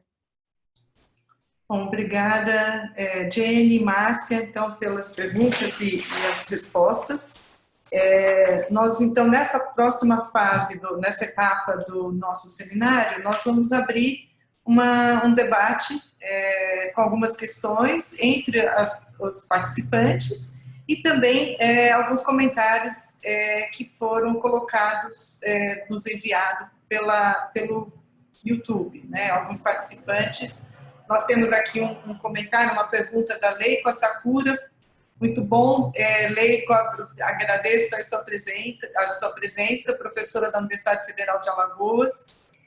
De certa forma, com a pergunta que a Jenny fez para a Márcia, a Leiko pergunta se há algum estudo, a pergunta era destinada à Sônia, se ela teria alguma informação sobre algum estudo de acompanhamento de crianças que nasceram infectadas com Covid-19 ou de mães ou gestantes que durante a gravidez apresentaram a doença. Então, essa pergunta a Leiko nos enviou, direcionada à Sônia. De certa forma, a Márcia já respondeu em relação ao estudo, né, no Ceará. Sônia, não sei se você gostaria de comentar alguma coisa. E já aproveitando também, Sônia, uma outra pergunta que a Lúcia Trajano nos enviou aqui, se você poderia falar um pouquinho sobre o PIPAS. Tá. Então, Leiko, obrigada pela questão, né? Acho que você nos dá a oportunidade assim, de pensar na importância da pesquisa nesse contexto, né? Acho que a gente vem vivenciando uma situação de muita desvalorização, né, e desinvestimento na área da pesquisa aqui no Brasil.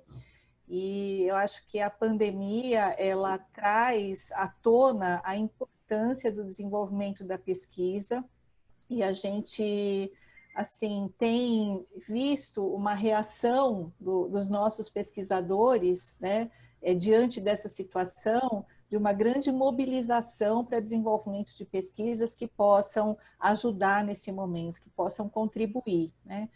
É até interessante como a CONEP está divulgando e acompanhando de perto as pesquisas que estão sendo desenvolvidas no Brasil, né, relacionadas à Covid.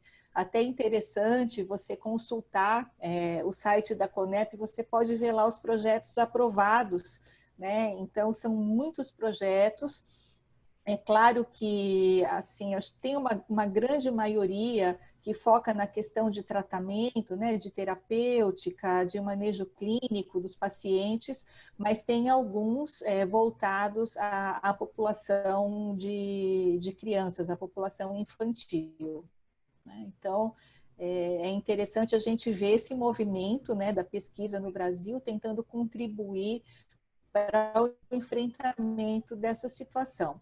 Só fazer uma pequena observação, né? A gente não tem relatos de crianças que nasceram, né, com a Covid. Então, a gente não tem evidência da transmissão vertical. O que a gente tem de relatos em recém-nascidos, assim, nos faz supor, né, que existe essa possibilidade, mas a gente não teve identificação do vírus em cordão, em líquido amniótico e no próprio leite materno, né? Então, a gente acredita que existe uma possibilidade dessas crianças terem sido contaminadas após o parto, né? Por isso, os cuidados redobrados em relação à prevenção da contaminação das crianças após o nascimento.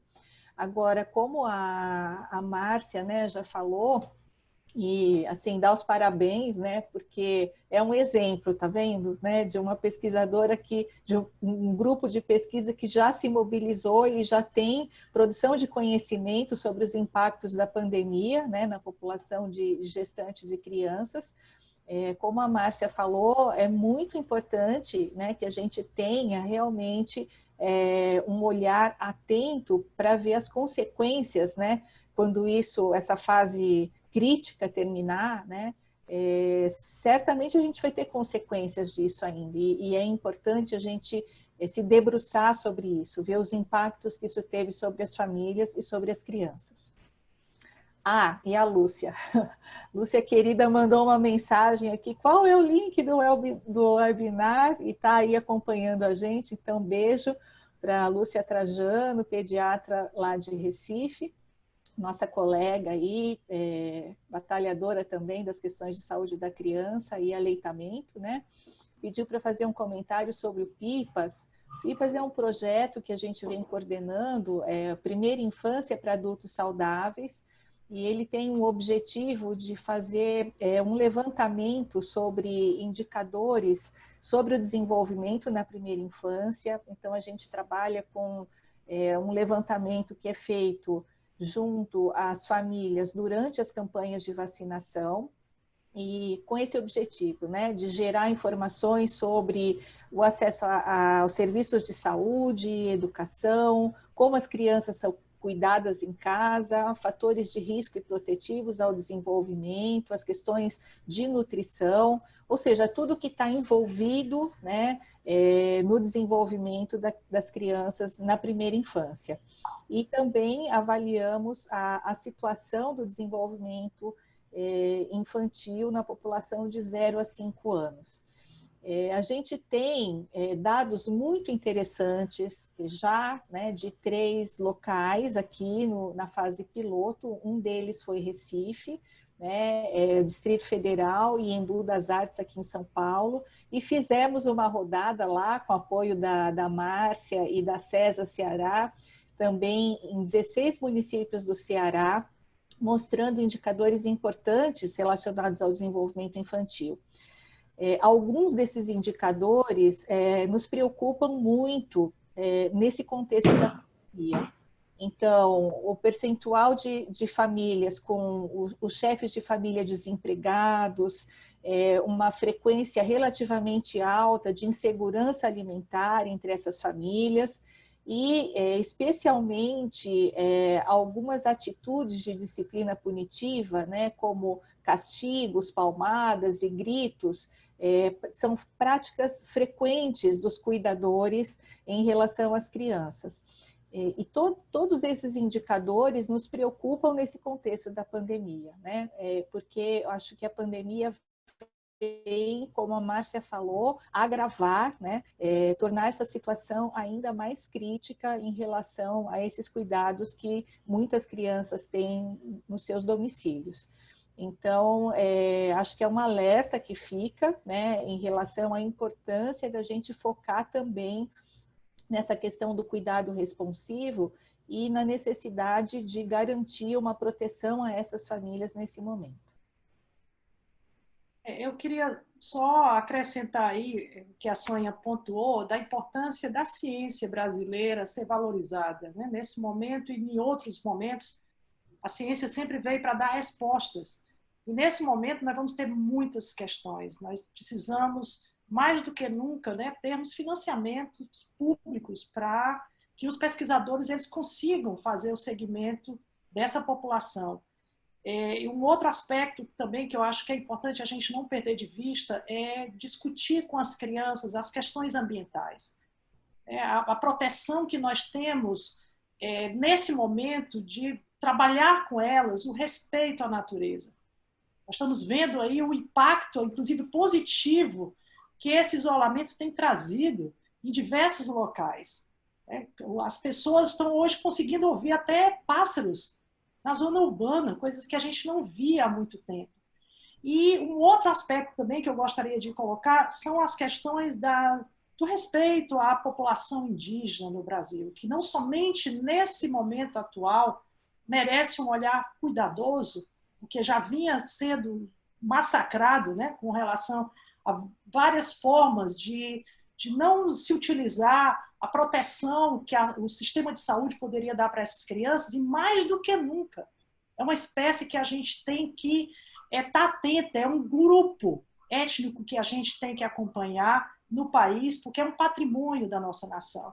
Então, isso também são questões que seria oportuno que os pais conversassem com as crianças nos momentos, né, de trocas de ideias, na hora que almoçam juntos, na hora que estão jantando juntos, para que eles também tragam para reflexão de como cada um de nós pode, nesse momento, respeitar o planeta, principalmente preservando o nosso ambiente. Muito bom, Márcia. Eu acho que esse seu comentário responde a algumas colocações que nós recebemos aqui da Cristiele Oliveira, enfermeira também, professora da Universidade Federal do Acre, minha ex-aluna de mestrado e doutorado. Obrigada, Cristiele, pela sua participação. A Cristiele justamente se manifestou em relação à preocupação à população indígena no país, né? Como acho que você comentou, de certa forma, eu acho que atende essa preocupação da Cristiele, né, num contexto já antes da pandemia, já muito preocupante, não só populações indígenas, mas também as comunidades quilombolas e outros segmentos populacionais mais socialmente vulneráveis, que já vinham sofrendo com uma série de desmontes, né, de políticas em assistência à saúde e também apoio social. Então, no contexto, realmente, a situação da pandemia coloca esses segmentos populacionais ainda mais vulneráveis e merece, como você muito bem apontou, todo o nosso cuidado, nossa atenção nesse cenário atual. Eu tenho uma outra pergunta aqui que o público levantou e também, deixa eu só localizar, foi a Maria Lúcia Veloso Rocco, que ela pergunta, eu acho que essa pergunta pode ser para ambas, Márcia, talvez se Jenny tiver algum comentário, e Sônia também, em relação aos dados de mortalidade, que nós tivemos mortes de crianças por Covid-19 aqui no Brasil. Basicamente, nós temos registros em São Paulo e no Ceará, e por isso nós montamos esse painel preocupados com essa, não só ocorrência da doença em crianças, e com essas mortes que surgiram. Então, ela pergunta se essas crianças tinham alguma comorbidade. Então, eu gostaria que vocês comentassem. Nós sabemos que está sendo bem descrito, a mortalidade em crianças, quando ela ocorre, os casos mais graves são relacionados a comorbidades, mas ela faz essa pergunta, nesses dados aqui em São Paulo e no Ceará, a gente percebe que realmente as crianças menores de 4 anos, que já em condições usuais já são mais vulneráveis mesmo, e ela pergunta se essas mortes que ocorreram no Ceará e São Paulo apresentavam comorbidades. Sônia, não sei se Sônia gostaria de comentar alguma coisa. Então, eu não tenho essa informação detalhadamente. Assim, eu estou acompanhando os boletins diários aqui da Secretaria Estadual de Saúde, mas são boletins que não trazem muitas informações adicionais, né, sobre as ocorrências. O que eles fazem é um apanhado do percentual de óbitos relacionados a morbidades, mas isso muito mais em relação à população idosa. Então, em relação a esses 4 óbitos, por exemplo, ontem no boletim foi registrado o 4º óbito de uma criança de 4 anos, residente em Francisco Morato. Eu não tenho mais informações assim para detalhar, né, a presença ou não de comorbidades e as circunstâncias, como foi a evolução das crianças aqui, infelizmente. Eu queria só acrescentar, assim, com relação ao Ceará, nós também, na mesma situação que o estado de São Paulo, nós temos esse registro através do banco de dados, né, que é fornecido diariamente, eles apontam com o número de casos, o número de óbitos, mas existe aqui um programa, Nascer no Ceará, que é vinculado à Secretaria de Saúde do Estado, que está acompanhando, porque é uma preocupação, nós que trabalhamos com a saúde materna e infantil, a mortalidade materna e a mortalidade infantil por Covid. Então, nós já tivemos casos de, se eu não me engano, 4 mulheres que morreram no pós-parto, né? E casos também de crianças, mas nós agora estamos acompanhando, junto com a equipe da CESA, para ver quais eram se havia alguma comorbidade, né, se havia algum problema de prematuridade, por exemplo, dessas crianças, mas nesse exato momento nós não temos ainda esse detalhe com relação aos óbitos infantis aqui. Sabemos que aconteceu e que estão sendo estudados. Muito bom. Jenny, eu não sei se você gostaria de comentar alguma coisa em relação aos cuidados na assistência à saúde infantil, na área de saúde bucal, que eu acho que você tem bastante experiência nisso, né? Nesse momento, esses cuidados na criança, na assistência à saúde infantil, como eles devem ser feitos? Você gostaria de comentar alguma coisa? Sim, Marli, obrigada. Sim, sem dúvida, eu gostaria de fazer uma recomendação, principalmente pensando na doença cárie, né, na doença cárie hereditária, que representa o problema de saúde bucal mais prevalente no Brasil e no mundo. Então, conforme a Organização Mundial da Saúde, né, já publicou até na sua última diretriz do ano passado, é importante que os pais, né, e cuidadores escovem os dentes das crianças 2 vezes ao dia, pelo menos, e sempre utilizando, né, uma pasta dental que contenha ao menos 1000 ppm de flúor. Essa informação de 1000 ppm está descrita nos ingredientes da pasta, na caixa, né, na embalagem, e é extremamente importante, além de reduzir ou evitar o consumo de açúcares livres, né, que hoje em dia é o principal fator causal da doença cárie, e a escovação com o uso de pasta dental com flúor é o nosso principal fator de proteção. Então, é importante adotar essas 2 estratégias em casa para prevenção da doença cárie, ou inclusive para reduzir e diminuir a sua progressão, porque sabemos que muitas crianças tiveram que travar, né, os atendimentos odontológicos, e muitas delas com da doença cárie. Então, essas duas estratégias já vão ajudar a reduzir ou evitar essa progressão da doença que pode levar à dor de dente. E hoje em dia não é o melhor momento, sem dúvida, né, para receber um atendimento, né, de urgência. Então, é importante evitar essa progressão. Então, focar nessas duas estratégias, né, de higiene bucal e redução de consumo de açúcares livres. Ah, perfeito, muito bom, Jenny. Eu aproveito também para reforçar, em grande parte, não só pela fala da Sônia, mas também da Márcia, sobre as ações de nossos protocolos vigentes já antes da pandemia, na atenção ao parto e também na assistência à saúde infantil, algumas ações sobre cobertura vacinal, a suplementação da vitamina A, outros cuidados, a promoção do aleitamento materno, que devem ser mantidos independentes da condição de pandemia. Isso, na verdade, a OMS, a Organização Mundial da Saúde, tem reforçado nas suas orientações a importância da continuação do aleitamento materno em tempos de pandemia. Eu quero, nessa fase final de encerramento do nosso seminário, reforçar um pouco sobre a importância dessas ações, delas serem mantidas em tempos de pandemia. No balanço da Organização Mundial da Saúde, os potenciais riscos, eles se sobrepõem aos benefícios que são oferecidos a essas ações, em particular a promoção do aleitamento materno exclusivo até o 6º mês de idade, a suplementação já orientada pelo Programa Nacional de Suplementação com Vitamina A, e a alimentação complementar adequada. Então, várias ações que já vinham sendo feitas na atenção primária à saúde, na assistência infantil, elas precisam ter continuidade nesse período de pandemia, para garantir não só o pleno desenvolvimento infantil, mas também a sobrevivência e reduzir morbidades e também o risco por mortalidade. Eu quero agradecer a contribuição, nós temos no nosso YouTube, no canal do YouTube, alguns comentários do grupo Epidemiologia Fácil, e um dos comentários que foram enviados é que até agora, pelo registro informado, o número de óbitos na faixa etária das crianças cresceu 10 vezes mais quando comparados aos idosos, que cresceu 6 vezes mais.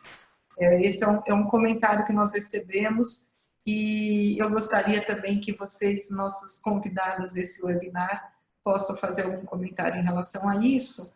E eu acho que, em grande parte, isso sugere uma atenção maior, um fortalecimento às ações que já vinham sendo implementadas, continuidade e ampliar essa cobertura, né, da atenção primária à saúde infantil, e ainda mais em tempos de pandemia. Então, eu queria só colocar, para a gente poder encerrar o nosso painel, esses comentários que nós recebemos aqui no canal. Quem gostaria de comentar alguma coisa primeiro? Eu acho que é bastante oportuna, né, essa observação, e reforça a importância da gente estar colocando em debate a questão da saúde infantil, né, porque acho que no início, com base no que a gente tinha de dados de outros países, o foco de fato, né, era a população idosa e com comorbidades, né? E como eu falei, eu acho que a gente tem que ter um olhar muito atento ao comportamento da pandemia no nosso contexto, no Brasil, né? Como é que isso está se dando aqui? E talvez a gente tenha...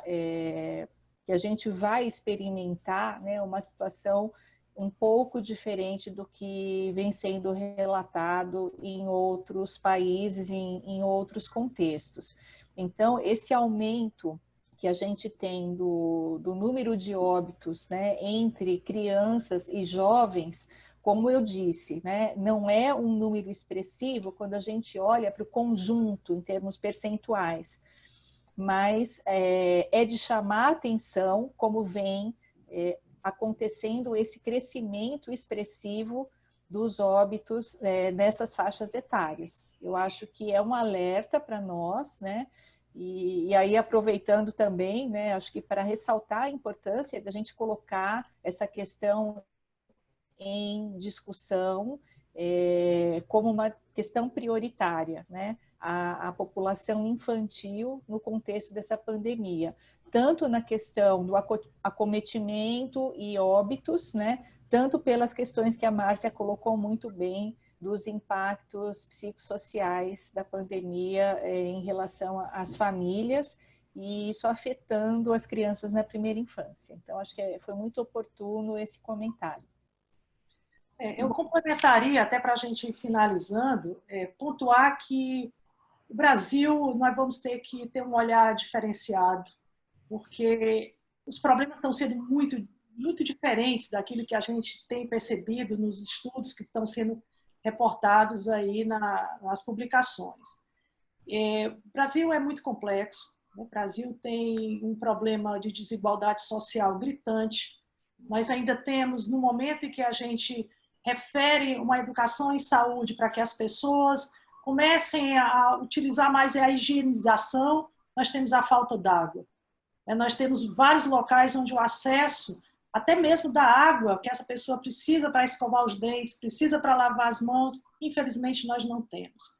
Então, eu sempre digo que o nosso olhar, a partir de agora, se já era atento para essa população materno-infantil, a gente vai ter que colocar todas as lupas em cima do que é que pode ser diferente ou que pode, de repente, a gente ter como resultados a partir das observações do segmento. Por isso que é importantíssimo a academia estar junto nesse momento, da gente ter financiamentos para projetos. Eu, como ex-pró-reitora de extensão, eu vejo a oportunidade e o potencial que as universidades públicas do Brasil têm de contribuir nesse exato momento onde a gente passa por um furacão dessa pandemia.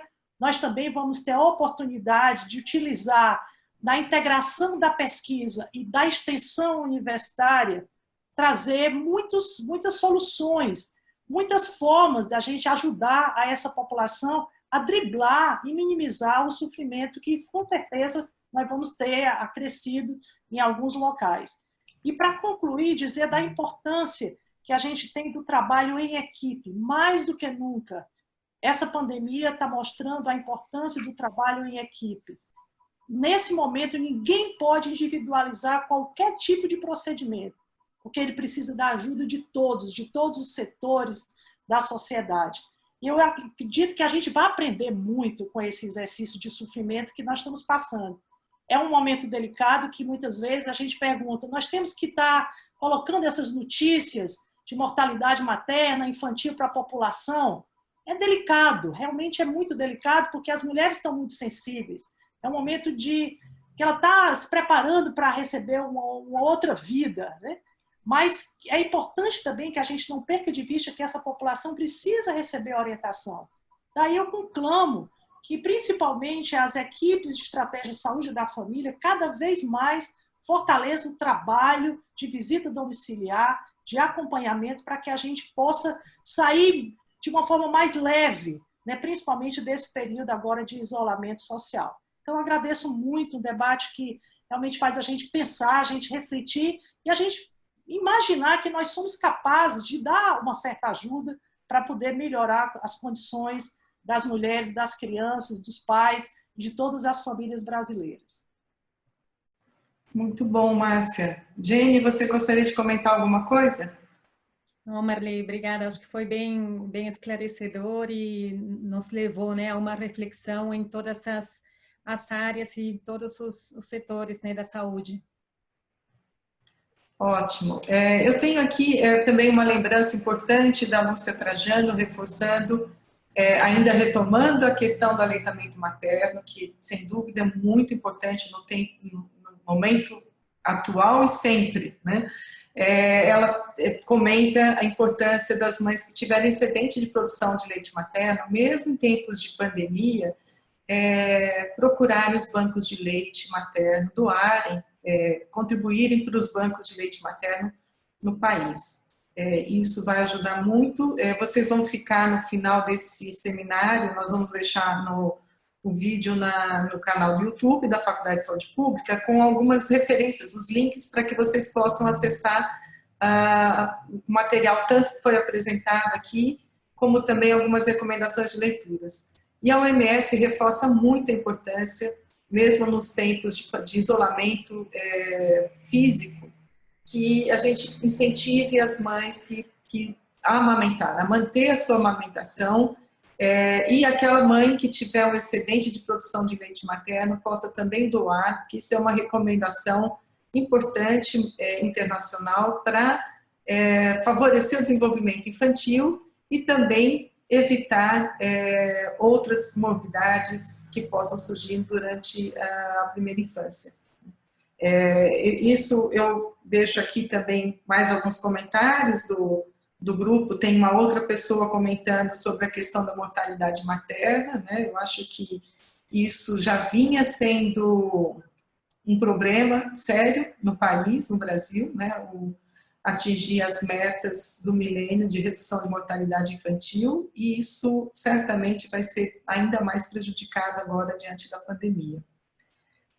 Eu não sei se mais alguém gostaria de fazer algum comentário, estou acompanhando aqui se tem mais alguém com alguma outra pergunta que não foi suficientemente respondida. Se alguém tiver alguma pergunta, eu peço que envie aqui pelo canal do YouTube para quem estiver nos assistindo. E deixo também a palavra para encerramento das nossas convidadas do webinar da Faculdade de Saúde Pública de hoje. Bom, mais uma vez agradecer e colocar disponibilidade. Eu acho que nós, enquanto Estado do Ceará, né, estamos aprendendo muito, apesar de muito sofrimento, né, que a gente vê, mas é um esforço coletivo de tentar fazer com que nós possamos favorecer algumas tecnologias, algumas formas de conhecimento que minimize esse problema e que o Estado possa voltar a receber, inclusive, a visita de vários brasileiros para conhecer as suas praias e poder desfrutar de um momento depois de uma pandemia dessa que causou tanta repercussão negativa, né, de medo, mas que a gente tem a esperança de que é possível, sim. O ser humano ele tem essa capacidade muito grande de resiliência, de se reconstruir e de se ressignificar, e nós acreditamos que isso é passageiro e que breve a gente vai realmente estar potencializando aquilo que o povo brasileiro é capaz de desempenhar para poder ver e ter saúde, e ter uma vinculação muito maior. E somente para o último recado, que como eu falei muito da arte, eu gosto muito de música, né? Gosto muito de contação de histórias. No estudo que nós fizemos, e a Sônia também visualizou isso no estudo do PIPAS, foi mostrando que nas famílias onde os pais contam boas histórias para os seus filhos, tem uma repercussão e isso gera uma segurança muito grande nas relações parentais. Então, peguem um pouco do tempo de vocês e vão sonhar e vão criar boas histórias para que a gente possa ter crianças com a mente mais, pelo menos, saudável em alguns momentos do dia. Muito obrigada. Muito bom, Márcia. Sônia, não sei se você gostaria de comentar mais alguma coisa. Eu queria... Bom, só um comentário em relação à lembrança da Lúcia, que durante a minha apresentação eu deixei um link que traz todas as orientações de como fazer a retirada do leite materno. Então, né, acho que foi muito bem lembrado. E queria agradecer mais uma vez a oportunidade de estar aqui. Fiquei muito feliz de poder estar com vocês, né, com a Marli, parceira aí de várias iniciativas em relação à saúde infantil, fazendo um trabalho maravilhoso no Projeto Mina, que eu sou fã. A Márcia, que a gente tem se aproximado e trabalhado bastante juntas, né, em projetos voltados à primeira infância no Ceará. Então, muito bom poder estar aqui com a Jenny também, né, que é uma pessoa que atua bastante na questão da amamentação, né, como nós. Então, foi um prazer estar aqui com vocês, agradecer todo mundo que participou. Acho que estivemos entre amigos, né, pelas observações aí no chat, várias pessoas conhecidas participando, acompanhando, então eu deixo aqui um abraço para todo mundo. E é isso, né? Eu acho que a gente tem que se unir e se fortalecer para conseguir enfrentar essa situação tão difícil que a gente está vivendo, né? Acho que essa é um exemplo de como a gente pode se juntar e somar esforços para pensar, refletir, né? E fazer proposições. E eu acho que, assim, eu vejo muitas coisas bonitas acontecendo no SUS, né? Com as equipes de atenção básica, o esforço todo que os profissionais que estão na linha de frente, atendendo a população, todo o esforço que vem sendo feito para, de fato, apoiar as famílias e as crianças. Então, deixar também aqui um agradecimento, né, parabenizando todos esses profissionais e lembrando também, como a Márcia falou, né, da importância que os pais, né, se dediquem aos filhos nesse momento tão difícil dessa pandemia. Então, muito obrigada pela oportunidade de estar aqui com vocês hoje. Muito bom, obrigada, Sônia. Jenny, não sei se você gostaria de acrescentar mais algum comentário. Eu só agradecer pelo convite, pelas informações que foram passadas, né, pela professora Sônia e professora Márcia, que sem dúvida acrescentam muito, não somente para a saúde pública, para estratégias que podem ser implementadas, né, no futuro pós-pandemia, mas também para aquelas recomendações dentro de casa, né, já que como pais, né, cuidadores, podemos fazer muito, né, de forma individual nos nossos lares, pela saúde, né, mental dos nossos filhos. Então foram ótimas essas recomendações e também nos levaram à reflexão, né, de sermos solidários de alguma forma com esse sofrimento, essas angústias que as crianças, os binômios materno, né, infantis vêm enfrentando nesse momento, sermos solidários durante a pandemia, né, há muitas formas de ajudar e pós-pandemia também, né, estamos dispostos a ouvir, acolher essas angústias e sermos também uma extensão, né, de ajuda dentro da nossa área ou dentro das nossas condições, né, como seres humanos. Obrigada. Muito obrigada. Eu quero agradecer a todas participantes aqui, as nossas convidadas nesse webinar, e também a todas as pessoas que estão acompanhando. Até o momento nós tivemos 694 reproduções. Agradeço a atenção de todos, os comentários, sugestões enviadas também. Nós vamos deixar esse vídeo disponível no canal do YouTube da Faculdade de Saúde Pública. Quero agradecer novamente os funcionários que nos apoiam aqui da Faculdade de Saúde Pública nessa transmissão, nessas atividades, ao professor Marco Ackermann, nosso presidente da Comissão de Cultura e Extensão aqui da Faculdade de Saúde Pública, que tem se empenhado também com grande êxito na promoção também de atividades culturais, como a professora Márcia comentou, mais do que nunca, muito importantes nos tempos atuais. Eu deixo aqui também um agradecimento especial para Isabel Giacomini, nossa aluna de nutrição aqui da Faculdade de Saúde Pública, que nos apoiou durante essa realização do seminário. E para encerrar, eu quero só deixar uma mensagem, né? Nós falamos em várias ações, eu acho que nós ficamos com várias sugestões importantes sobre saúde infantil em tempos de pandemia, mas eu ainda quero destacar mais um ponto, né? Todas as ações que todos os esforços e apoio que puderem ser reunidos para promover o aleitamento materno, já tão difícil em tempos usuais, mais ainda na pandemia. Lembrando que a fórmula infantil não contém os imunoprotutores, fatores benéficos para o desenvolvimento infantil da criança, na mesma proporção que nós temos o leite materno. Então, apesar de reforçar também, em tempos de pandemia, a importância do isolamento social, neste momento, com todos os cuidados que foram apresentados aqui, em particular na apresentação da doutora Sônia, lembrar que o aleitamento materno, mais do que nunca, é uma estratégia muito importante para a sobrevivência e desenvolvimento infantil. Então, eu agradeço a todos que estão aqui nos assistindo e que nos acompanham, então, Também quem quiser reproduzir e divulgar este vídeo, inscreva-se no canal do YouTube da Faculdade de Saúde Pública, há outros webinars disponíveis lá que vocês poderão também acompanhar. Muito obrigada a todas e a todos, uma boa tarde para vocês.